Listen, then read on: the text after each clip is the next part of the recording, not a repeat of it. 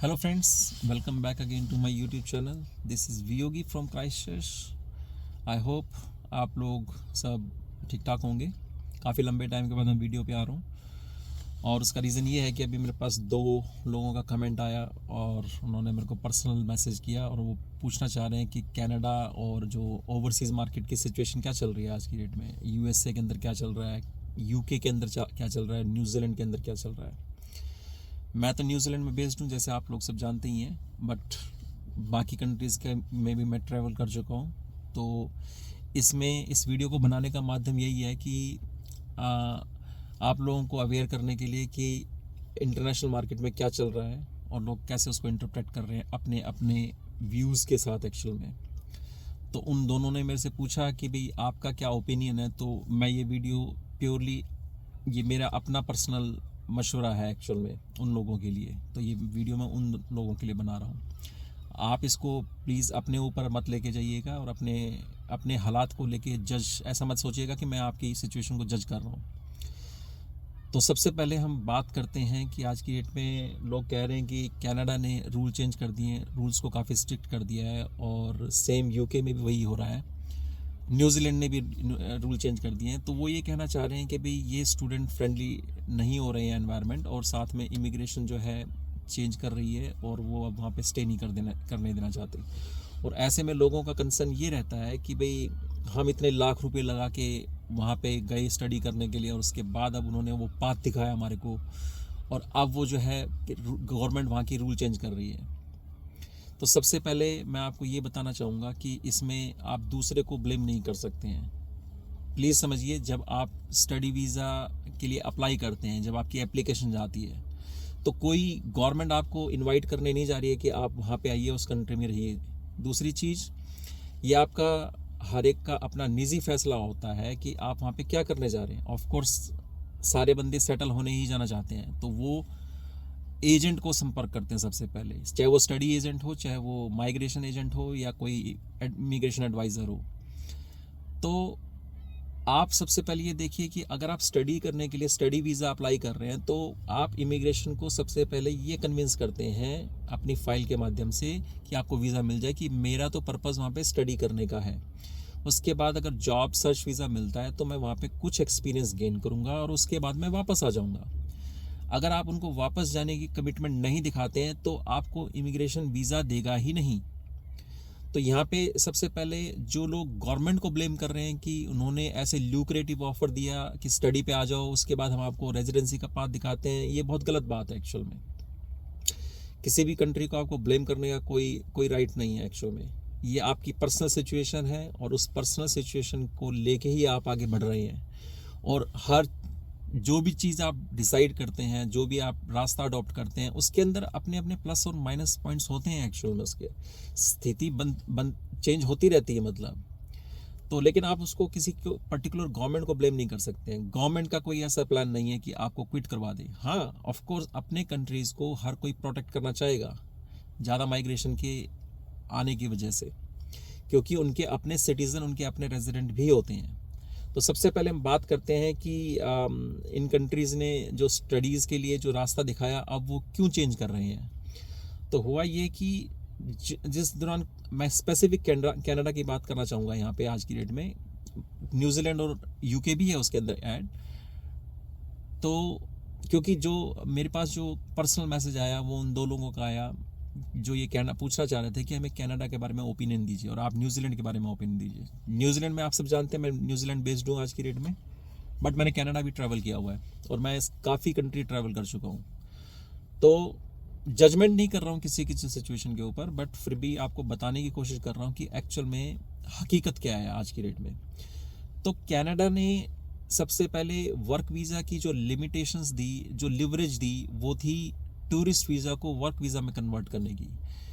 ये इस तरह का कोई उनका रूल नहीं था, ये कोई सेट रूल नहीं था कि कोई भी टूरिस्ट वीज़ा को वहाँ पे वर्क वीज़ा में कन्वर्ट कर सकता है। ये जो वीज़ा उन्होंने कोविड के दौरान दिया था, जब कोविड सब जगह आया, तो कनाडा में कुछ वर्कर्स की शॉर्ट रिक्वायरमेंट हुई, शॉर्ट स्किल्स में आए वो, चाहे उसमें लो स्किल के वर्कर थे, चाहे फार्म वर्कर थे, या कोई पिकर एंड पैकर थे। तो उन्होंने अपने कंट्री को चलाने के लिए, सिस्टम को इकोनॉमी को बूम करने के लिए उनको वर्कर्स की रिक्वायरमेंट थी। तो उन्होंने देखा कि काफ़ी कंट्री के अंदर आ चुके हैं टूरिस्ट वीज़ा पे, लेकिन वो वापस नहीं जा पा रहे हैं अपने होम कंट्री, बिकॉज कोविड के दौरान बॉर्डर्स बंद हो गए थे।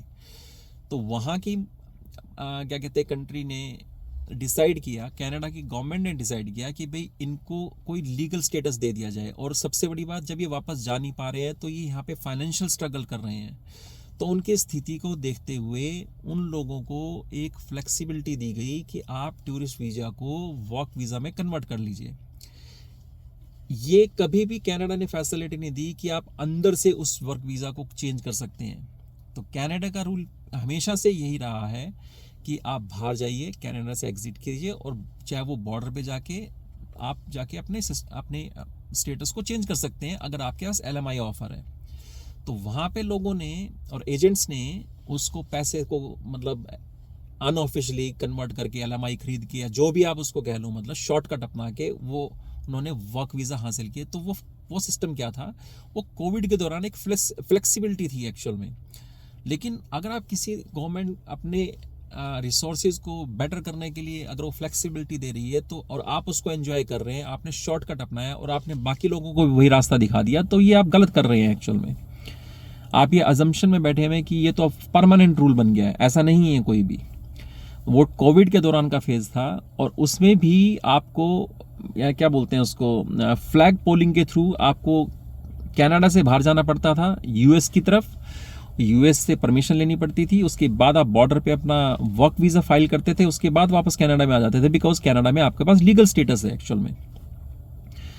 तो ये बिफोर कोविड और आफ्टर कोविड की सिचुएशन है। आज जो कनाडा ने या न्यूजीलैंड ने अपने रूल्स को टाइट किया है, वो उसका रीज़न ये है कि भेड़ चाल के रहते सारे ही बंदे स्टडी वीज़ा के माध्यम से आने लग गए हैं। अब सभी लोग स्टडी वीज़ा को शॉर्टकट मानते हैं एक्चुअल में, जो कुछ हद तक गलत है। अब आप एक चीज़ सोचिए, अगर आप बिजनेस की स्टडी करने जा रहे हैं, IT की स्टडी करने जा रहे हैं, वहाँ पे जाके आप पिकर पैकर का काम ढूंढ के आप सोचते हैं कि मेरे को वर्क वीज़ा दे दिया जाए, तो ये तो सारी गवर्नमेंट भी, जब सारी लोग ऐसा करने लग जाएंगे शॉर्टकट को, तो गवर्नमेंट की किसी भी हाईलाइट में आएगा ही आएगा वो उसके अंदर।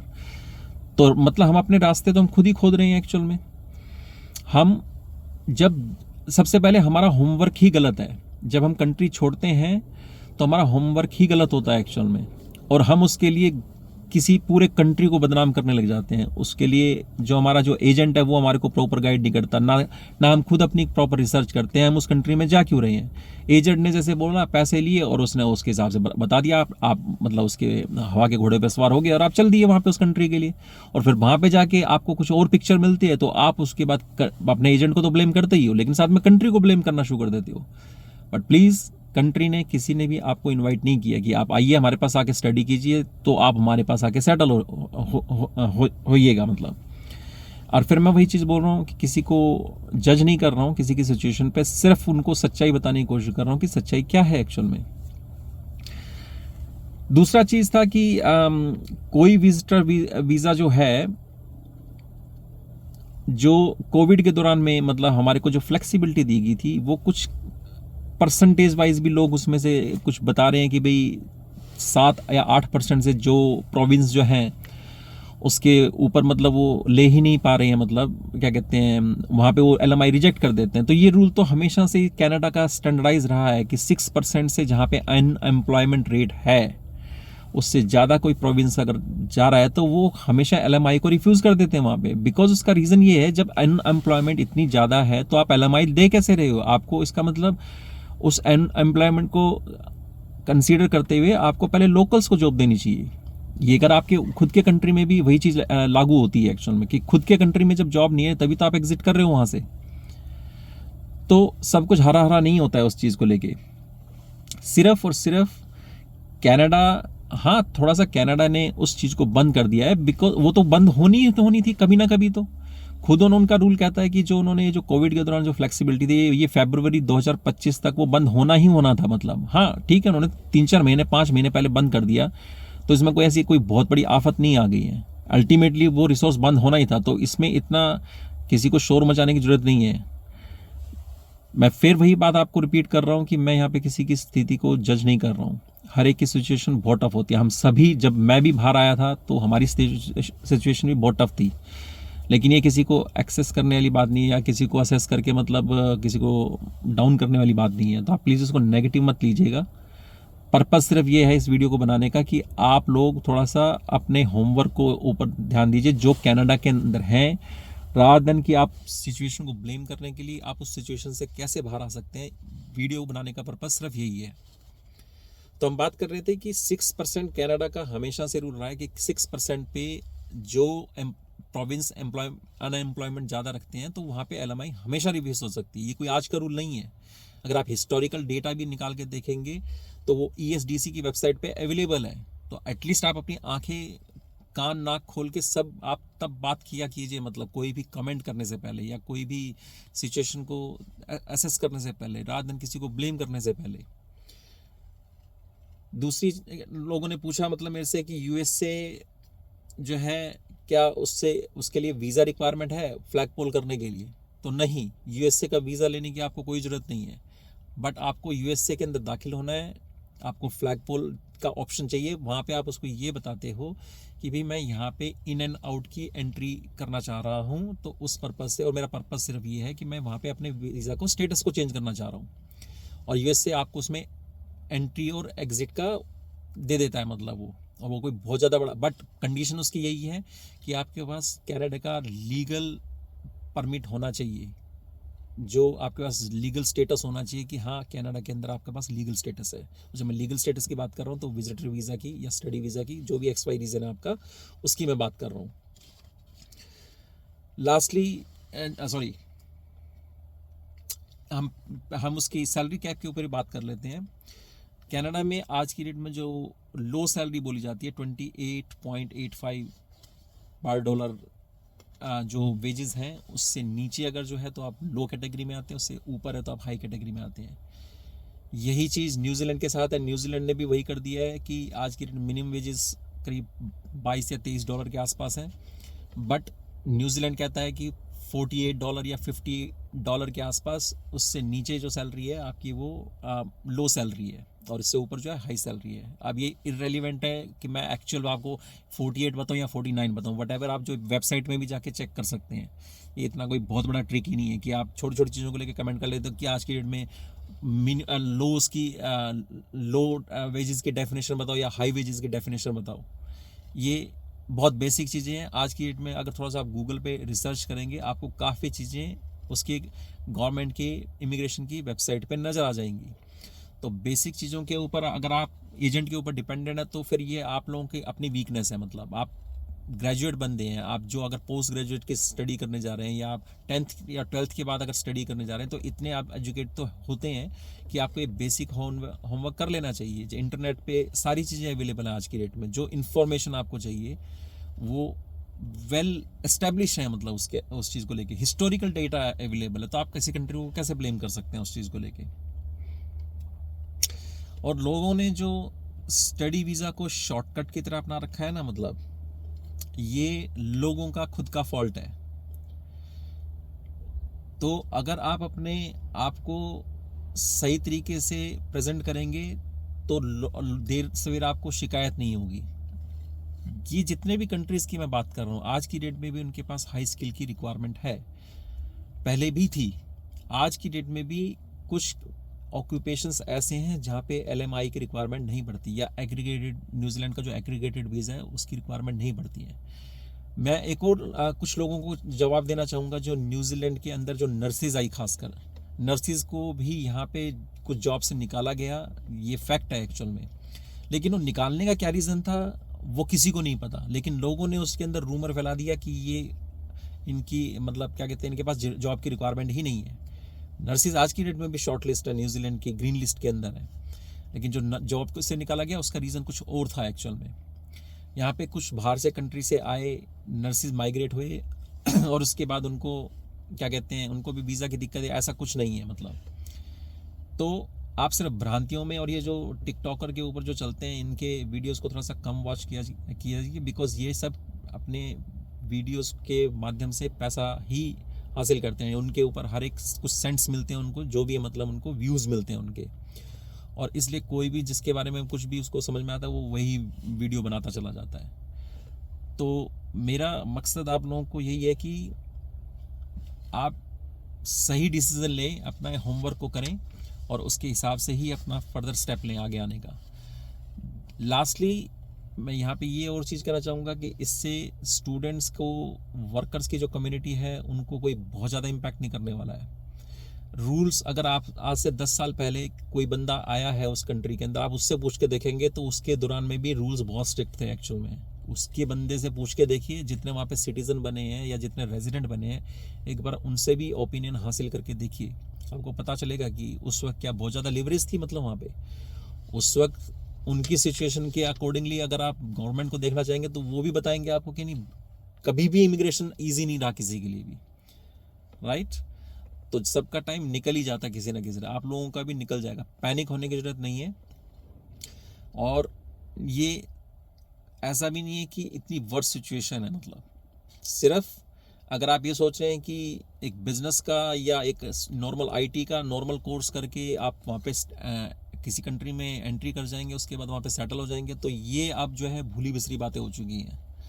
आज की डेट में सब लोग जानते हैं, सब कंट्री वाले जानते हैं, सब इमिग्रेशन ऑफिस जानते हैं कि ये शॉर्टकट है एक्चुअली में। तो जेन्युइन स्टूडेंट हैं तो आपको जेन्युइन पाथ भी मिलेगा उसका।